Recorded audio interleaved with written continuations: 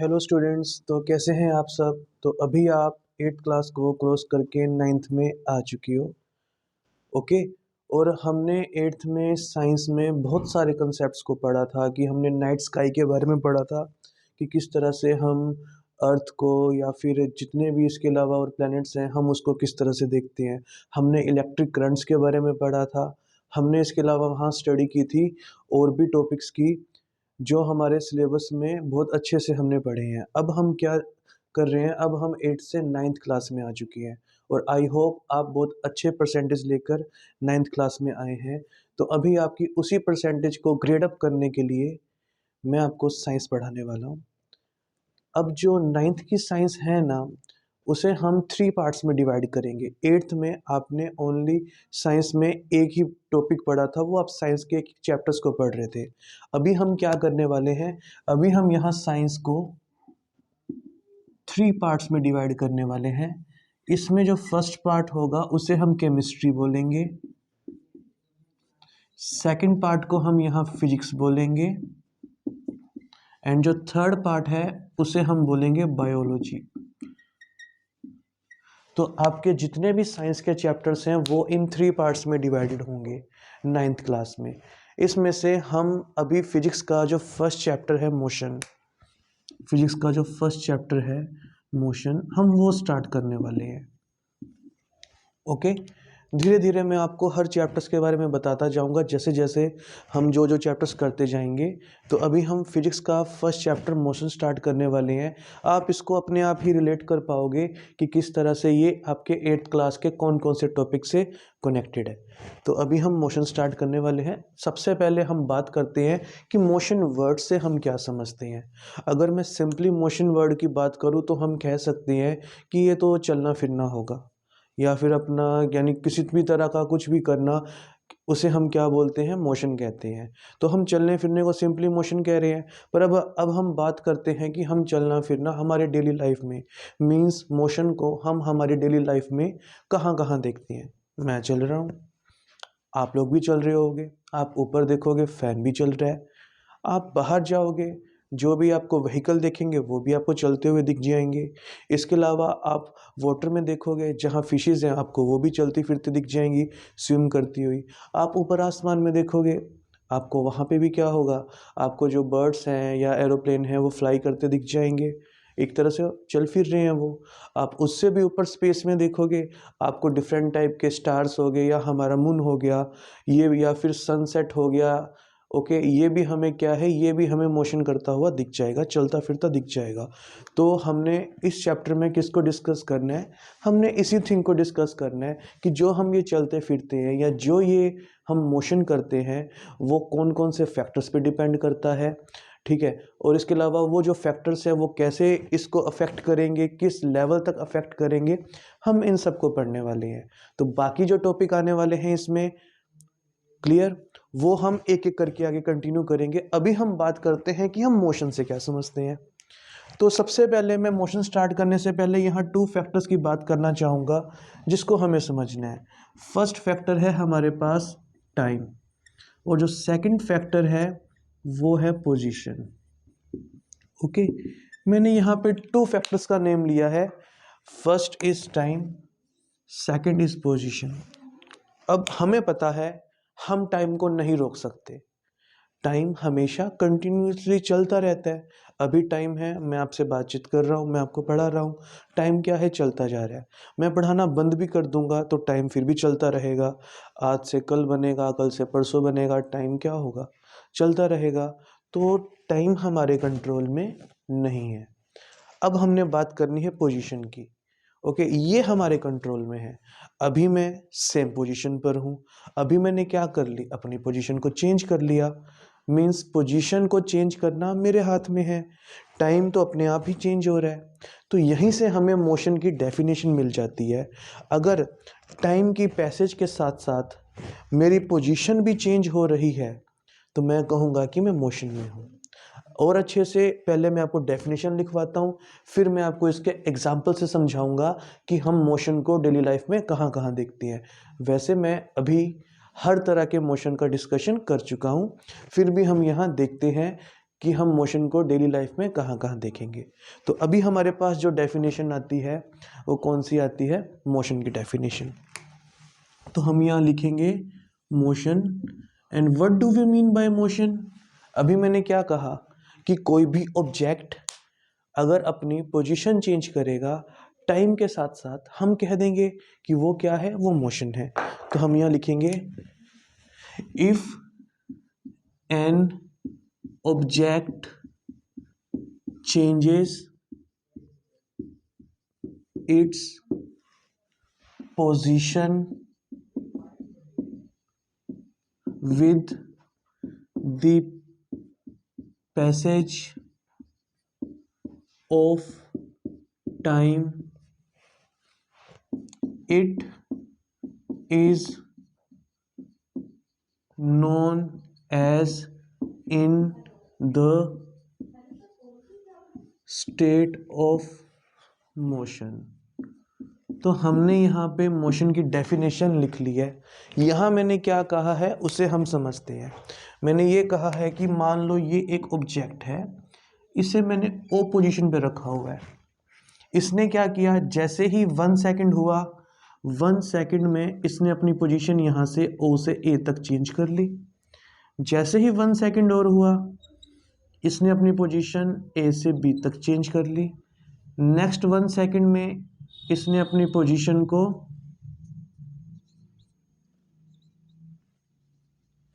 B से सी तक change कर लिया। तो एक्चुअल में हुआ क्या है, जैसे ही 1 सेकंड हुआ ये इधर से यहाँ चला गया। नेक्स्ट सेकंड में इसने अपनी पोजीशन को यहाँ से यहाँ तक चेंज कर लिया। उससे नेक्स्ट सेकंड में इसने क्या किया, इसने फिर से अपनी पोजीशन को चेंज कर लिया। तो 3 सेकंड्स में ये ओ से सी तक चला गया। तो हमने क्या लिखा है, हमने यही लिखा है if an object changes its position. ये इसकी पोजीशन थी, इसने अपनी पोजीशन को चेंज किया with the passage of time. देखिए यहाँ पे टाइम क्या हो रहा है, पास हो रहा है। तो पैसेज ऑफ टाइम के साथ साथ इसने क्या कहा है, इसने क्या किया है, अपनी पोजीशन को चेंज किया है। तो इसको हम क्या बोलते हैं, इसे हम बोलते हैं स्टेट ऑफ मोशन। तो यहाँ हमें मोशन क्लियर हो चुका है कि मोशन एक्चुअल में क्या है, अपनी पोजीशन को चेंज करना। किसके पैसेज के साथ, टाइम के पैसेज के साथ। अब हम इसके डेली लाइफ एग्जांपल्स देखेंगे कि मोशन हमें कहाँ कहाँ दिखता है। तो अब हम बात करते हैं इसके एग्जांपल्स की। फर्स्ट एग्जांपल हम क्या ले सकते हैं, रनिंग। रनिंग किस में काउंट हो जाएगी, मोशन में।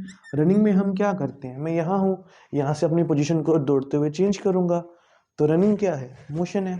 रनिंग मोशन है तो जॉगिंग भी क्या हो जाएगी, जॉगिंग भी मोशन हो जाएगी। तो वॉकिंग किस में काउंट हो जाएगी, वॉकिंग भी मोशन हो जाएगी। यानी आप चाहे तेज जा रहे हो, आप चाहे फास्टली मूव कर रहे हो, अपनी पोजीशन को चेंज कर रहे हो, या आप स्लोली अपनी पोजीशन को चेंज कर रहे हो, ओवरऑल तो पोजीशन ही चेंज हो रही है ना। तो हम क्या कह देंगे उसे, हम उसे मोशन कह देंगे। ये हम जब हम करते हैं मोशन, ये वो था। इसके अलावा हम मोशन और कहाँ देखते हैं, running of cars, bikes and bicycles. ये भी क्या है, ये भी मोशन है, क्योंकि कार है वो भी तो रन कर रही है। अगर हम बाइक्स की बात करें, आप बाईसाइकिल्स की बात करें, इसके अलावा आप ऑटो को देखते हो, आप एरोप्लेन को देखते हो, आप शिप को देखते हो वाटर में, वो सब क्या है, मोशन है। तो ये हमने कहाँ देखा मोशन, ये हमने मोशन देखा जो हम आसपास देखते हैं। ये मोशन कौन सा था, जो हम करते हैं। ये वो मोशन हो गया जो हम हमारे आसपास देखते हैं। इसके अलावा और मोशन आप कहाँ देखते हो, अगर हम वाटर की बात करें तो वाटर में आप कहाँ कहाँ मोशन देखते हो, स्विमिंग ऑफ फिशेस। ये क्या हो जाता है, जो फिशेस है वो वाटर में क्या कर रही है, अपनी पोजीशन को चेंज कर रही है। तो हम उन्हें क्या कह देंगे, वो भी किस में है, वो भी मोशन में है। तो ये थर्ड हो गया। फोर्थ पॉइंट हमारे पास क्या बन जाएगा, हम अपने आसपास और कहाँ देखते हैं मोशन, हम फैन को रोटेट करते हुए देखते हैं, रोटेशन ऑफ फैन।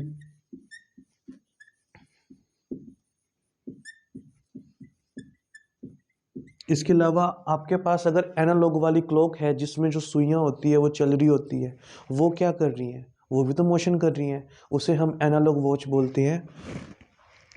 तो मैं ओनली वॉच लिख रहा हूँ। रोटेशन ऑफ फैन, वॉच, ये किस में कवर हो जाएगा, ये भी मोशन में आ जाएगा।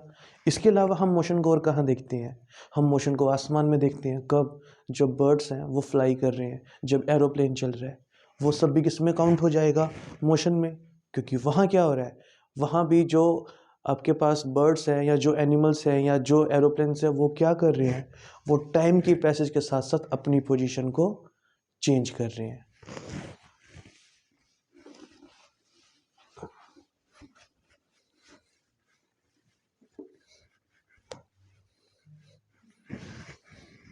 तो हमारे पास फिफ्थ एग्जाम्पल क्या आ जाएगा,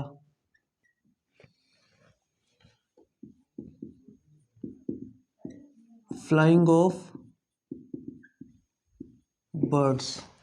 तो यहाँ हमने ये फिफ्थ एग्जाम्पल लिख लिया, फ्लाइंग ऑफ बर्ड्स। ये भी क्या है, ये भी मोशन है। इसके अलावा आप और कौन सा मोशन देखते हो, हम देखते हैं कि हमारा कभी यानी सन है, सन राइज हो चुका है, सन सेट हो चुका है, तो हमारे दिन, हमारे डे बन रहे हैं, नाइट बन रहे हैं। वो किस वजह से बन रहे हैं, वो अर्थ के मोशन की वजह से बन रहे हैं। हमारे न्यू न्यू सीजन्स बन रहे हैं, वो किस वजह से बन रहे हैं, वो भी अर्थ के रोटेशन की, अर्थ के मोशन की वजह से बन रहे हैं। तो अगर हम बड़े लेवल पे बात करें, अर्थ भी क्या कर रही है, अर्थ भी तो मोशन कर रही है, तभी तो डे बन रहा है, नाइट बन रहा है। और अभी सर्दी चल रही है, आगे गर्मी आ जाएगी, ये सीज़न चेंज हो जाएंगे। तो वो जो मोशन बन रहे हैं, वो जो नए नए सीज़न बन रहे हैं, वो किस वजह से हो रहा है, अर्थ के मोशन की वजह से। तो हम यहाँ और क्या लिख सकते हैं, हम यहाँ लिख सकते हैं sunrise, sunset, sunrise, sunset and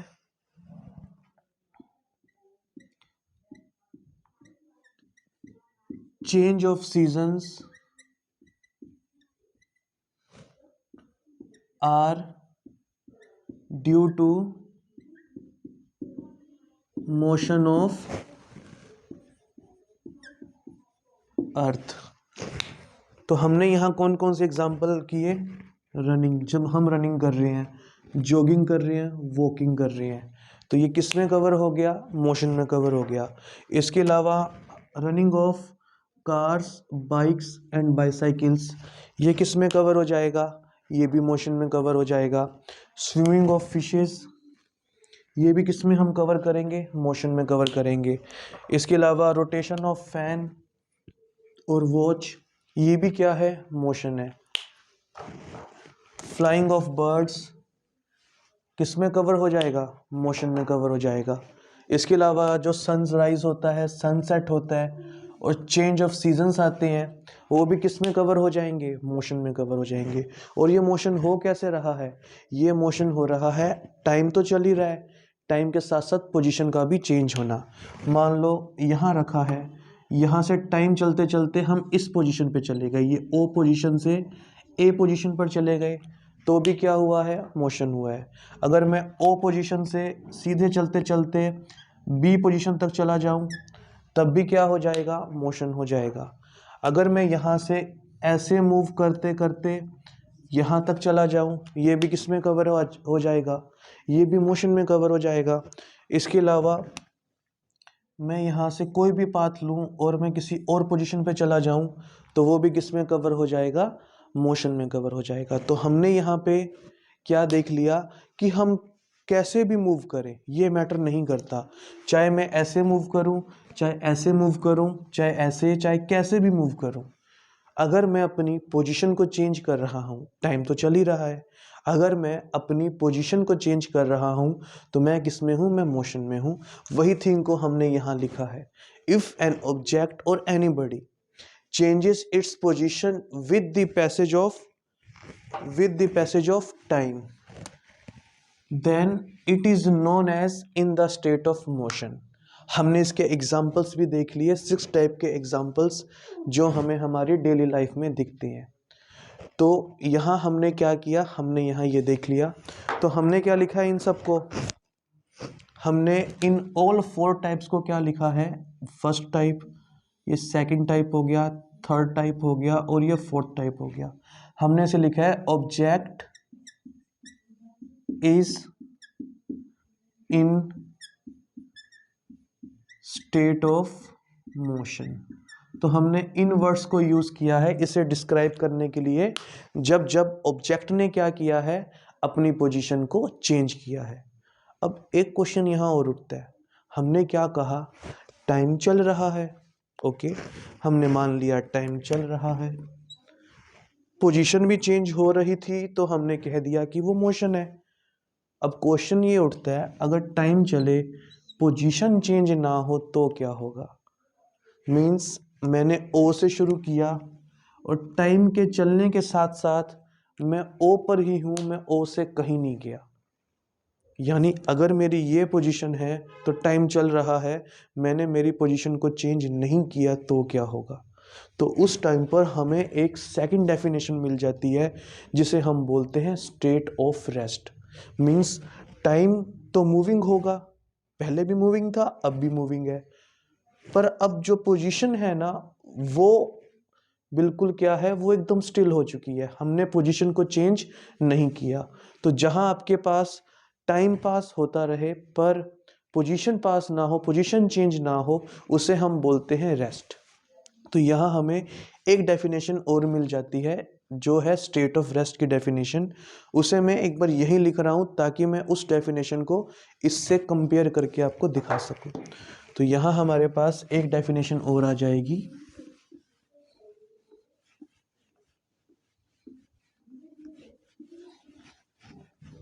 और वो डेफिनेशन आ जाएगी स्टेट ऑफ रेस्ट की definition.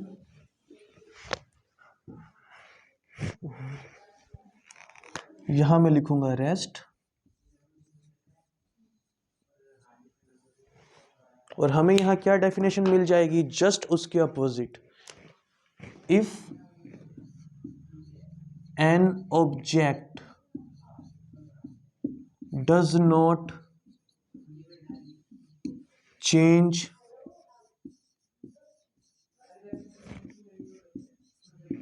its position with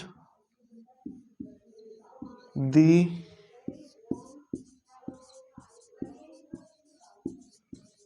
passage of time, then it is known as in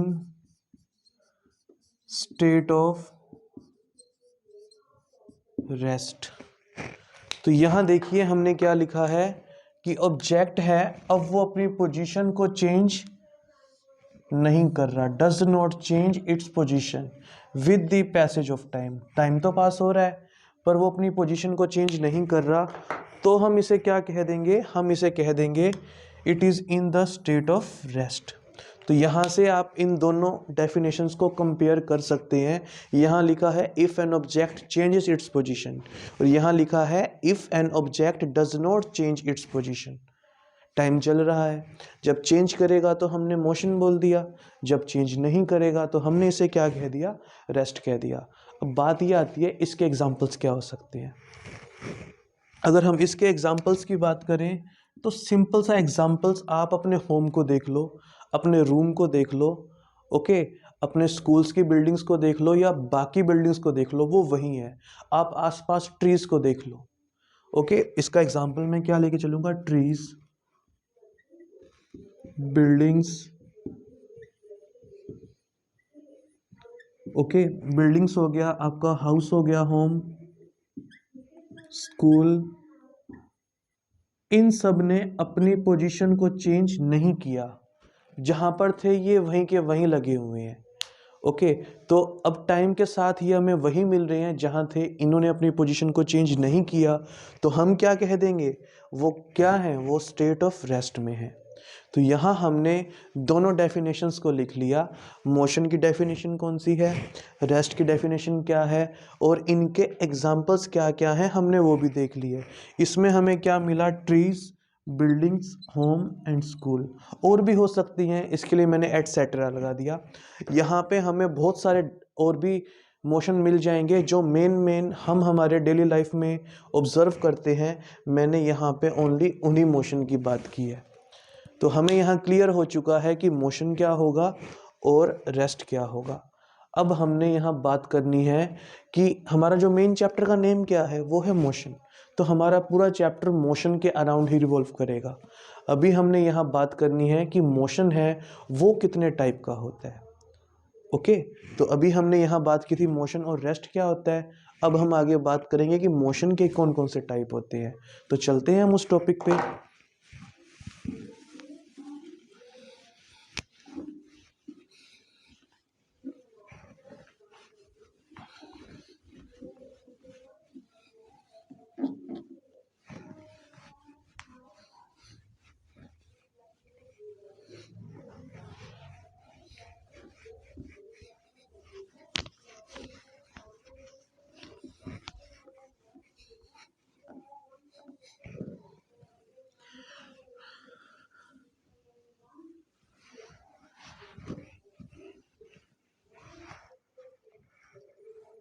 अब हमारे पास नेक्स्ट टॉपिक आएगा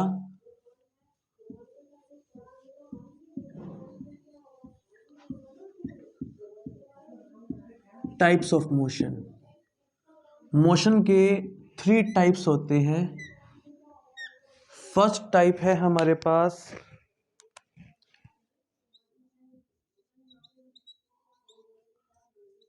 लीनियर मोशन। सेकंड टाइप है हमारे पास सर्कुलर मोशन।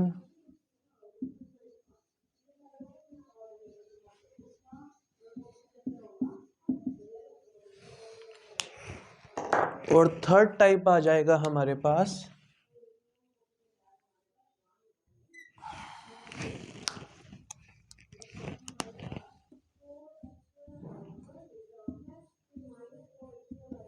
Periodic motion. तो हमने यहाँ मोशन के 3 टाइप्स की बात करनी है, linear motion, circular motion and periodic motion.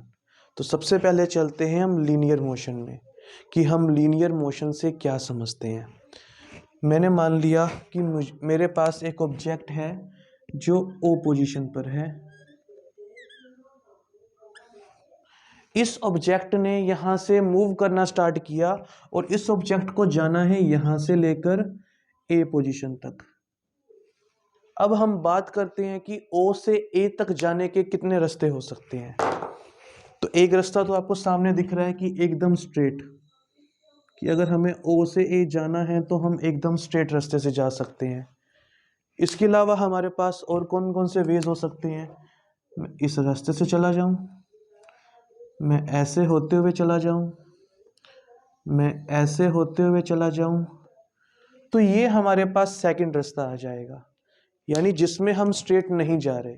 मैं सिंपली यहाँ क्या कहूँगा कि जिसमें या तो हम स्ट्रेट जा रहे हैं या हम स्ट्रेट नहीं जा रहे। पर इसमें एक थिंग और देखो, मैं ओ से ए तक तो जा रहा हूँ पर वापस ए से ओ तक नहीं आ रहा। तो मेरा जो ये है ये वन वे रास्ता है, मतलब कि मैं इस रास्ते से सिर्फ वन वे में जा रहा हूँ, मैं यहाँ से वापस नहीं आ रहा। तो इस तरह के मोशन को हम बोलते हैं लीनियर मोशन। कौन सा मोशन बोलते हैं हम इसको? Linear motion. इसमें मैं कौन से वे से गया हूं? या तो मैं गया हूं यहाँ पे स्ट्रेट,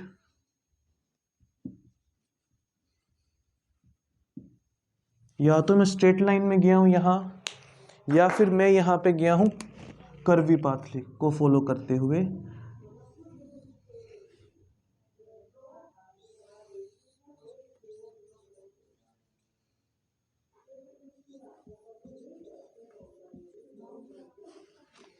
तो मैंने यहाँ से ओ से ए तक गया हूँ, या तो मैं स्ट्रेट गया हूँ, स्ट्रेट लाइन में गया हूँ, या मैंने कर्व पाथ को फॉलो किया है।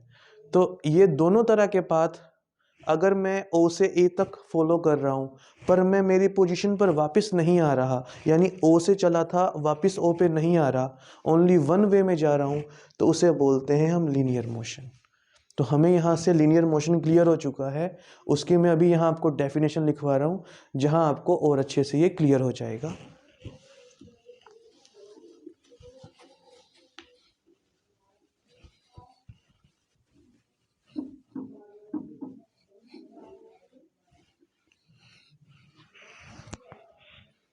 तो हमें फर्स्ट डेफिनेशन मिलेगी यहाँ,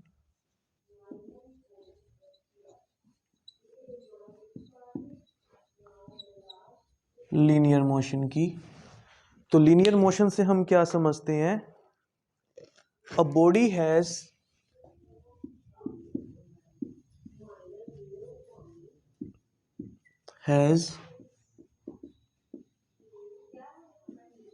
linear motion if it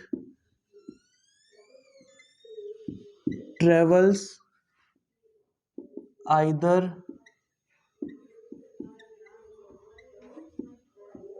straight line path or curved path। तो हमने यहाँ क्या लिखा है? हमने लिखा है अ body has linear motion when if it when कब होगी ये? If it travels either straight line path और कर्व्ड पाथ। क्लियर है? या तो वो स्ट्रेट लाइन पाथ को फॉलो करे या कर्व्ड पाथ को फॉलो करे। अब यहाँ पे एक कंफ्यूजन और आता है, जब स्ट्रेट लाइन पाथ को फॉलो करेंगे तो क्या होगा, जब कर्व्ड लाइन पाथ को फॉलो करेंगे तो हम उसे क्या कहेंगे। तो इस तरह से इन्हीं दोनों पाथ्स को देखते हुए जो हमारे पास लीनियर मोशन है इसके भी टू टाइप बन जाते हैं। कौन कौन से? फर्स्ट टाइप तो वो बन जाएगा जिसमें ये क्या करेगा, ये स्ट्रेट पाथ को फॉलो करेगा, और सेकंड जिसमें कर्व्ड पाथ को फॉलो किया जाएगा। तो इस तरह से हमारे पास जो लीनियर मोशन है इसके भी आगे टाइप आ जाते हैं। तो हम ये लिख सकते हैं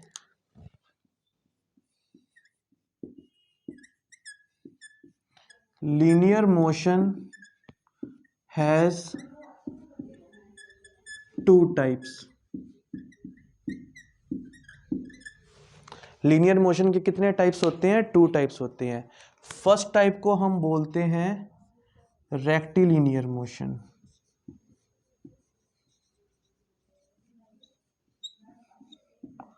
हम रेक्टिलिनियर वर्ड कब यूज करेंगे? जब हमारे पास स्ट्रेट लाइन पाथ होगा। तो हम इसमें लिखेंगे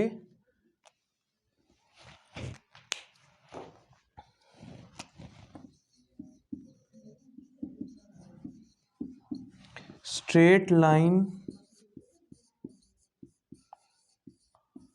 path of body or object is known as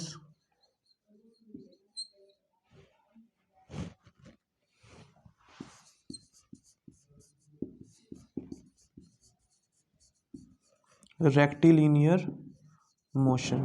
तो इसका मीनिंग क्या हुआ? जो स्ट्रेट लाइन पाथ है इसे हमने क्या कह दिया? Rectilinear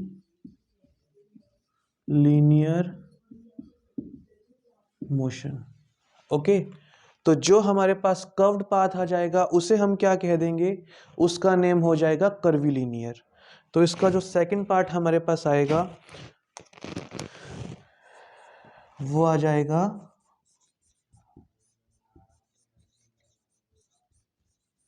curvilinear motion. तो कर्विलिनियर मोशन की डेफिनेशन क्या आ जाएगी?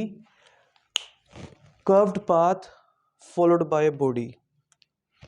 तो ये आ जाएगा कर्व्ड पाथ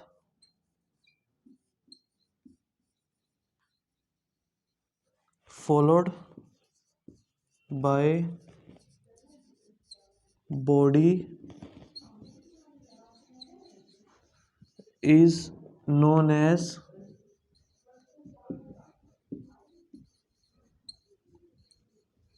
कर्विलिनियर मोशन। तो यहां देखिए हमने यहां ये थ्री टाइप के कर्व्ड पाथ को फॉलो करवाया था। तो इसे हम क्या कह देंगे?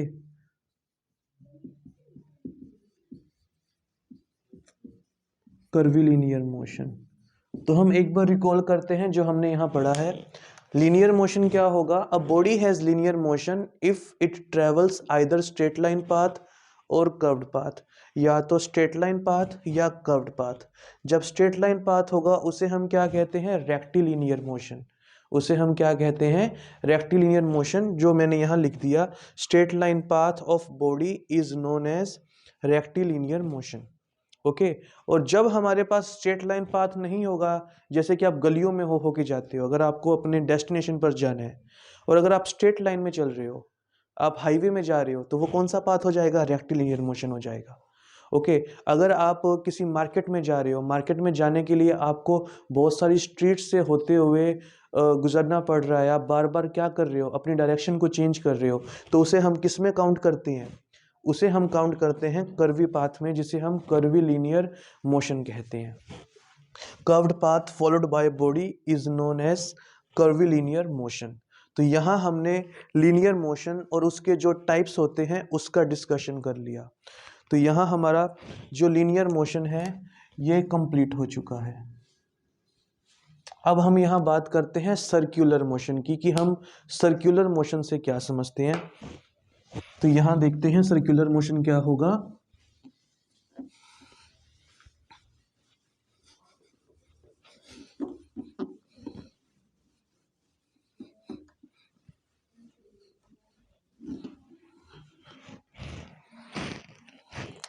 मान लो एक बॉडी है, उसने क्या किया? उसने यहाँ ओ से चलना स्टार्ट किया। ठीक है, उसने ओ से क्या किया? यहाँ से चलना स्टार्ट किया, और यहीं से चलकर वो क्या हो चुकी है? यहीं वापस आ चुकी है। मान लो उसने ये वाला पाथ फॉलो किया है, तो मैं इसको ये कलर शो कर रहा हूं कि इसने ओ से चलना स्टार्ट किया था और इसने कुछ ऐसा सा पाथ लिया और ये वापस यहीं आ गया। क्लियर? इसने यहां से चलना स्टार्ट किया, बॉडी ने, इसको मैंने कहा है ओ पॉइंट। इसने इस पाथ को फॉलो किया और यहीं वापस आ गया। क्लियर? सेम मैंने ये कंडीशन ले ली, यहां से चलना स्टार्ट किया,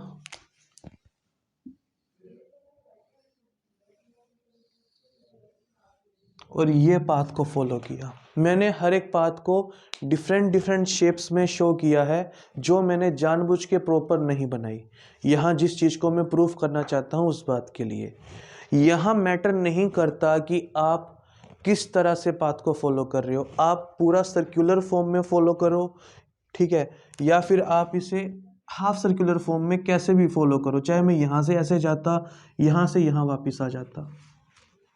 ओके, मैं ये वाला पाथ फॉलो ना करता, मैं यहाँ से चलता, यहाँ ऐसे वापस आ जाता, या मैंने पूरा पाथ फॉलो किया, या मैंने ट्रायंगल शेप में पाथ को फॉलो किया। ओके, या मैंने स्क्वायर या रेक्टेंगल की शेप में पाथ को फॉलो किया, पर मैं अपनी उसी पोजीशन पर वापस आ रहा हूँ जहाँ से मैंने चलना स्टार्ट किया। जहाँ से हम चलना स्टार्ट करते हैं उसे हम इनिशियल पोजीशन बोलते हैं, और जहाँ हम जाके रुकते हैं उसे हम फाइनल पोजीशन बोलते हैं। ओके, यहाँ क्या हुआ है कि यहाँ मैंने जहाँ से चलना स्टार्ट किया है ना, मैं वापस उसी जगह पर वापस आ चुका हूँ। तो मैंने एक तरह से एक सर्कल को कंप्लीट कर दिया, चाहे शेप कोई भी हो। चाहे मैं उसे हेमिस्फीयर की फॉर्म में लेके चलूँ, चाहे उसे मैं फुली सर्कल की फॉर्म में लेके चलूँ, हाफ सर्कल लूँ, या फिर मैं ट्रायंगल शेप को फॉलो करूँ, या मैं स्क्वायर शेप को फॉलो करूँ, रेक्टेंगल शेप को फॉलो करूँ, कौन शेप को, किसी भी शेप को फॉलो करूँ, वो मैटर नहीं करता।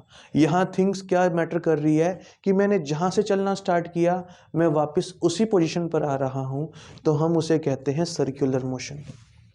तो हमें यहाँ सिंपली क्लियर हो चुका है कि सर्कुलर मोशन क्या होता है, कि मैंने जहाँ से चलना स्टार्ट किया मैं उसी पोजीशन पर कम बैक कर रहा हूँ।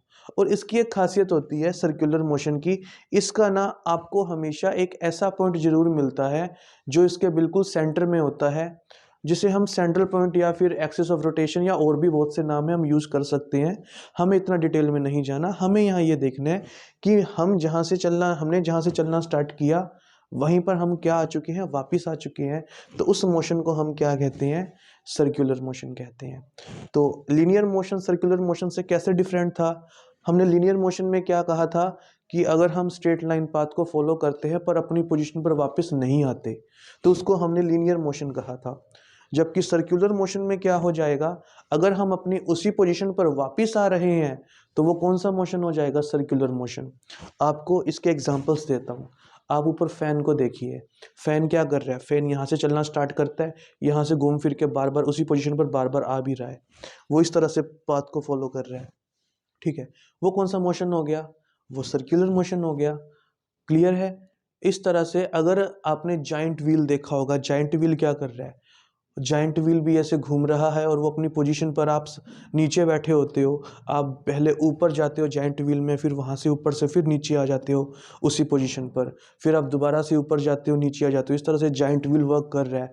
तो वो कौन सा मोशन फॉलो कर रहा है, वो भी सर्कुलर मोशन ही फॉलो कर रहा है। तो सर्कुलर मोशन में हमने क्या समझा, हमने जहाँ से चलना स्टार्ट किया हम उसी पोजीशन पर वापस आ रहे हैं। तो यहाँ हमारे पास इसकी डेफिनेशन आ जाएगी।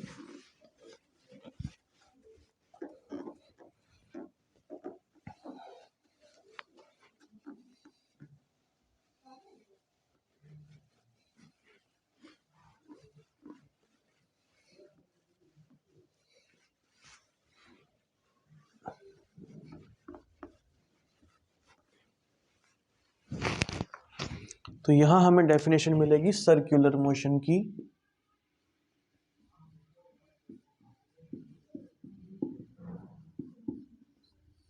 तो सर्कुलर मोशन से हम क्या समझते हैं, if an object comes back to its original position from where it has started, then motion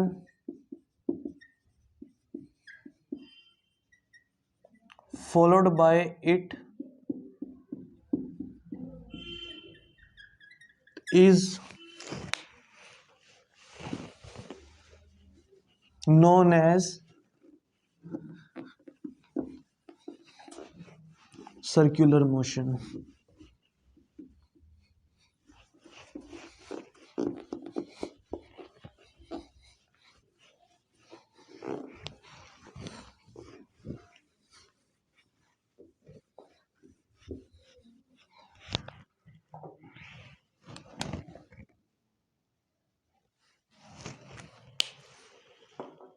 तो हमने यहां क्या देखा, if an object comes back to its original position from where it has started, then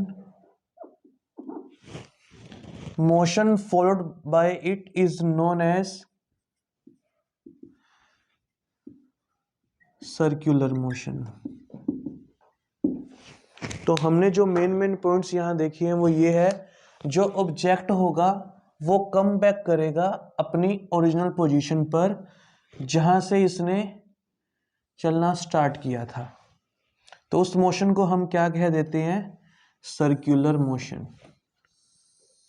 तो यहाँ हमें clear हो चुका है कि सर्कुलर मोशन से हम क्या समझते हैं। हमने यहाँ पे अब सर्कुलर मोशन को भी कवर कर लिया। अब हम बात करते हैं कि पीरियोडिक मोशन क्या होगा।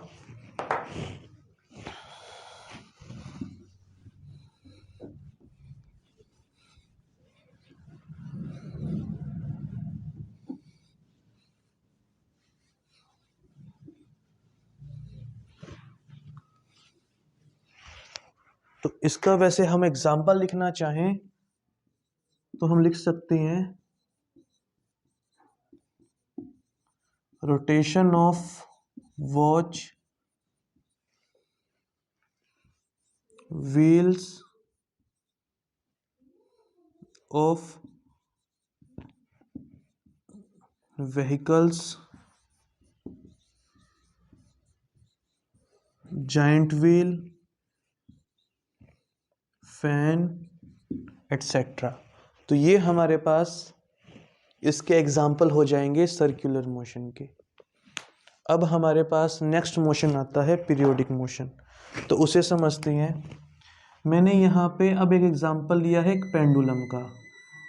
पेंडुलम में क्या होता है, उसमें एक तो स्ट्रिंग होती है, नीचे ये बोब लगा होता है। तो इनकी नेमिंग क्या है, इसे तो हम कह देंगे स्ट्रिंग, आप हिंदी में से धागा कह सकते हैं। ये हमारे पास आ जाएगा बोब। तो ये कुछ ऐसे है कि हमने पेंडुलम को ऐसे रखा हुआ है। अब मैंने क्या किया, मैंने इसको इस पोजीशन से यहाँ ऊपर ले गया। तो जितना ऊपर लेके जाऊंगा, जैसे ही मैं इसको छोड़ दूंगा, ये वापस अपनी पोजीशन पर आएगा, यहाँ इतना जाएगा। फिर ये इस तरह से ऐसे रोटेट करना, ऐसे मूव करना क्या कर देगा, स्टार्ट कर देगा। जैसा आपने सीसा वाला अपने झूला देखा होगा या आपने ड्रैगन वाला झूला देखा होगा, तो उसमें भी क्या होता है कि हमने क्या किया, हम इसको इस पोजीशन से यहाँ तक ले गए,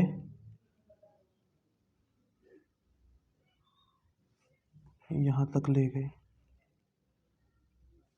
इस पोजीशन से इसको मैं यहाँ तक ले गया। फिर क्या होगा, फिर ये यहाँ से वापस यहाँ जाना स्टार्ट करेगा और यहाँ तक जाएगा।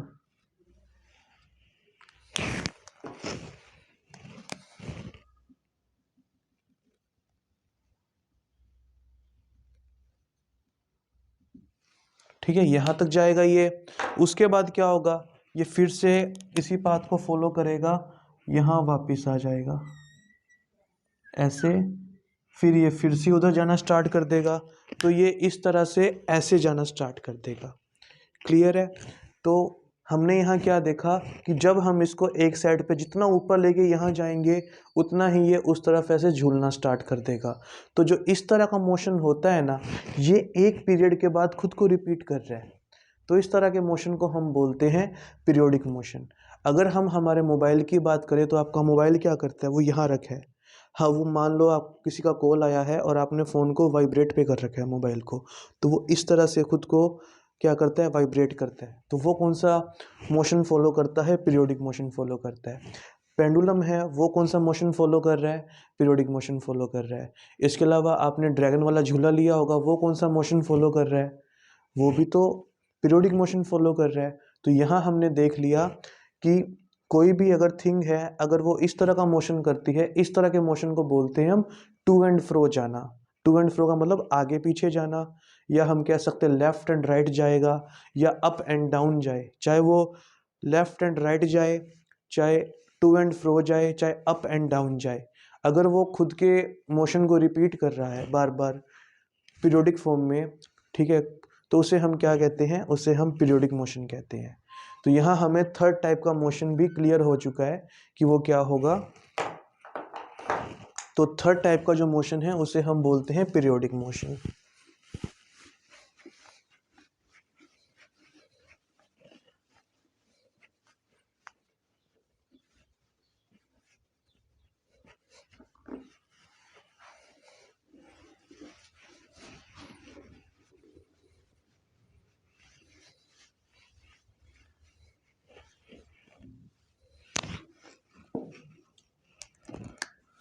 थर्ड है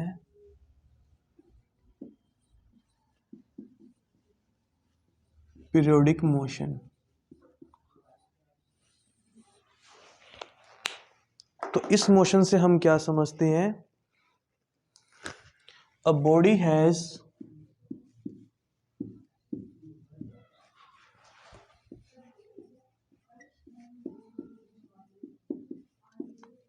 periodic motion if it moves to and fro from its original position इसकी ओरिजिनल पोजीशन कौन सी थी, जहां हमने इसको रेस्ट में रखा हुआ था, तो यहाँ से इसका नेम और निकल कर आ जाता है। इसे हम रेस्ट पोजीशन भी कहते हैं और इसे हम यहाँ पे मीन पोजीशन भी कह सकते हैं। तो ये नेम मैं और लिख देता हूँ। ये जो पोजीशन है इसकी, इसे हम रेस्ट, मीन या इसकी ओरिजिनल पोजीशन भी कह सकते हैं।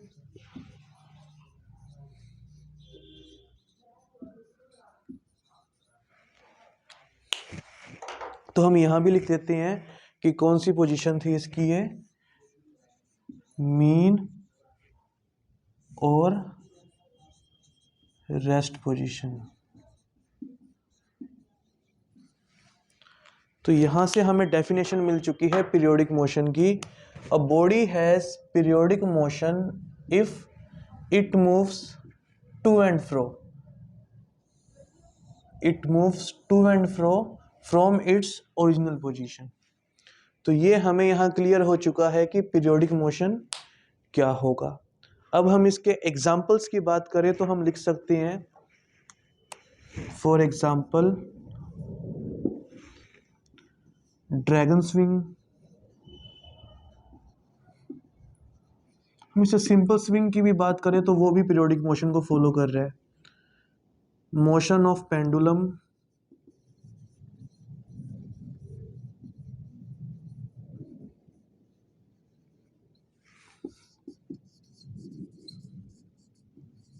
Vibration of mobile, etcetera. तो इन्हें हम क्या कहते हैं, इन्हें हम बोलते हैं पीरियोडिक मोशन।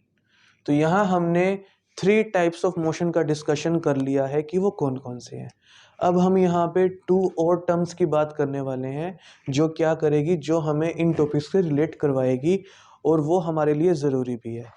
तो अब हम बात करते हैं नेक्स्ट टॉपिक की।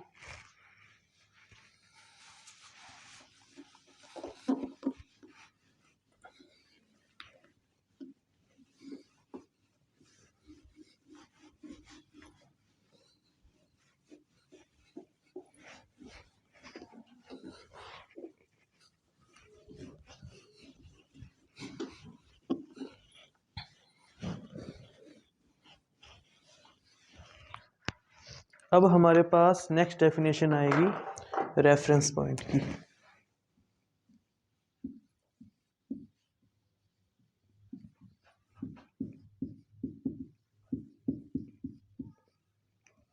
अब बात करते हैं कि रेफरेंस पॉइंट क्या होता है। मैं आपसे सिंपल सा क्वेश्चन पूछना चाहूँगा, आपको कब पता चलेगा कि कोई भी थिंग मोशन में है? आप पहले उस थिंग को देखोगे और आप ये देखोगे कि वो अपनी पोजीशन को क्या कर रहा है, चेंज कर रहा है। तो मैं यहाँ खड़ा हूँ, मैंने यहाँ से क्या किया है, अपनी पोजीशन को चेंज करना स्टार्ट कर दिया। अब आपको कैसे पता चला कि मैं मोशन में हूँ? आपने मुझे यहाँ देखा था, ओके, यहाँ से मैंने क्या किया है, अपनी पोजीशन को चेंज किया है। तो जहाँ से हम अपनी पोजीशन को चेंज करना स्टार्ट करते हैं उसी को ही हम बोलते हैं रेफरेंस पॉइंट। यही हमें बताता है कि मोशन हुआ है या नहीं हुआ। मान लो मेरी ये पोजीशन है, यहाँ से मैं अब मूव नहीं कर रहा, तो ये पॉइंट ये भी बता देगा कि मैंने अपनी पोजीशन को चेंज नहीं किया, तो मैं क्या हूँ, मैं रेस्ट पर हूँ। तो इसे ही हम क्या बोलते हैं, रेफरेंस पॉइंट बोलते हैं। तो यहाँ हमारे पास डेफिनेशन आ जाएगी रेफरेंस पॉइंट की। अ फिक्स्ड पॉइंट और ऑब्जेक्ट, ये हमेशा क्या मिलेगा, ये हमेशा फिक्स मिलेगा। अ फिक्स पॉइंट और ऑब्जेक्ट with respect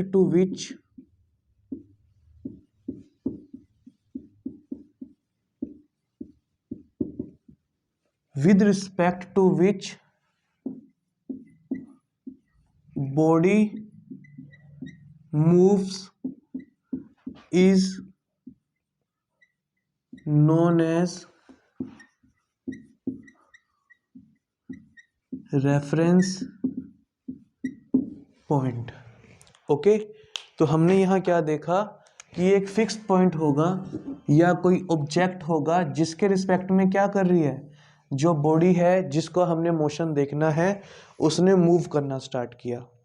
तो इसे हम ऐसे ड्रॉ कर सकते हैं कि यहाँ मैंने एक पॉइंट मान लिया ओ पॉइंट, यहाँ से ये जो बॉडी है ना उसने ए तक ट्रेवल किया है, तो ओ पॉइंट को हम क्या कह देंगे, ओ पॉइंट को हम कह देंगे रेफरेंस पॉइंट। इसके अलावा इसको हम और भी नेम से जानते हैं, हम रेफरेंस पॉइंट को स्टार्टिंग या इनिशियल पॉइंट भी कह सकते हैं। इसके अलावा हम इसे पॉइंट ऑफ ओरिजिन भी कह सकते हैं।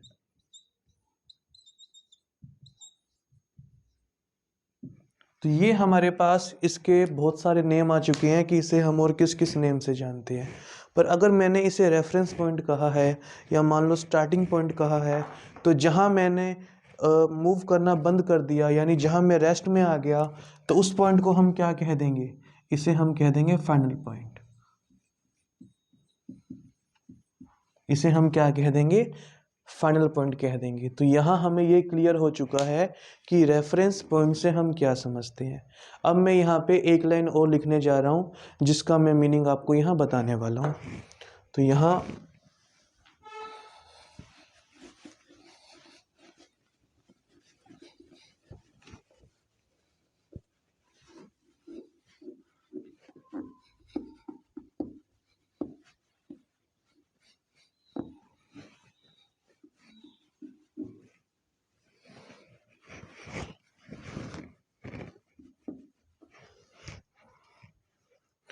यहाँ हमारे पास जो एक पॉइंट और आएगा वो ये है, rest and motion both terms are relative. मैंने यहाँ देखो क्या कहा, मैंने कहा जो रेस्ट है और मोशन है ये दोनों टर्म्स क्या हैं, ये दोनों टर्म्स रिलेटिव है। अब हम इसका मीनिंग समझते हैं कि यहाँ क्या कहा जा रहा है। मान लो टू फ्रेंड्स हैं, उनके पास एक कार है, वो उस कार में ट्रैवल करके कहीं जा रहे हैं, मान लो एक सिटी से दूसरी सिटी में जा रहे हैं। तो उन्होंने ट्रैवल करना स्टार्ट किया, अपनी जर्नी स्टार्ट की।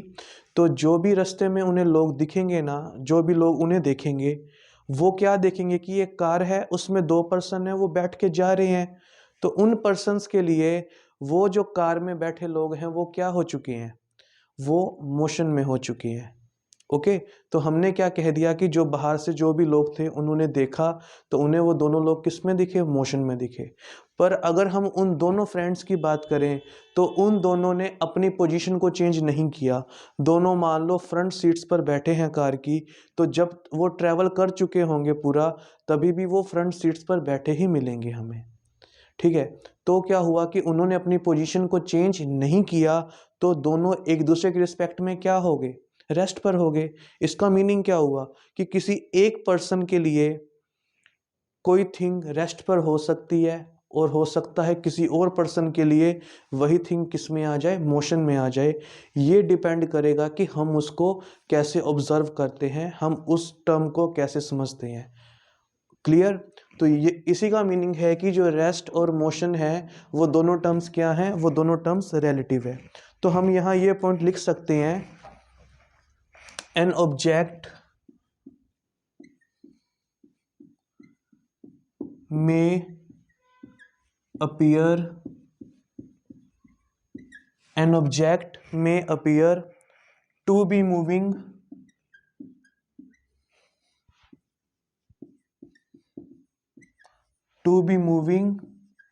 for one person, to be moving for one person and stationary meaning at rest for another one। तो हमने यहाँ यही कहा है कि एक पर्सन के लिए हो सकता है कि कोई ऑब्जेक्ट मूविंग हो और सेकंड पर्सन के लिए वो स्टेशनरी या रेस्ट पर भी हो सकता है। इसीलिए हमने कहा है कि जो रेस्ट एंड मोशन टर्म्स हैं वो दोनों क्या हैं, वो दोनों रिलेटिव टर्म्स हैं। अब यहाँ पे एक छोटी सी टर्म और आती है कि हमें मोशन का पता कैसे चलता है। आपको उसे ऑब्जर्व करना होगा, आपको पोजीशन को चेंज होते हुए देखना होगा, तभी हम बता सकते हैं कि मोशन हुआ है या नहीं हुआ। अब एक क्वेश्चन और उठता है, हम एयर के बारे में कैसे बताएंगे जिसे हम देख ही नहीं सकते, उसको आप कैसे बताओगे कि वो मोशन कर रही है या नहीं कर रही। तो इसके लिए हम एक इनडायरेक्ट अप्रोच का यूज़ करते हैं। हमें पता करना है कि एयर ने मोशन किया है या नहीं किया। आप ट्री को देखो, अगर लीव्स मूव कर रही हैं तो लीव्स को कौन मूव करवाएगा, एयर मूव करवाएगी। इसका मीनिंग क्या हुआ, एयर ने मोशन किया है। तो इस तरह से जिन थिंग्स को हम देख नहीं सकते, अगर हमने उनके मोशन की बात करनी है तो हम वहाँ इनडायरेक्ट अप्रोच का यूज़ करते हैं। हम किसी और थिंग का मोशन देखेंगे जिनका मोशन वो थिंग करवा सकती है, और इससे हम बता देंगे कि थिंग्स ने मोशन किया है या नहीं किया। Thank you.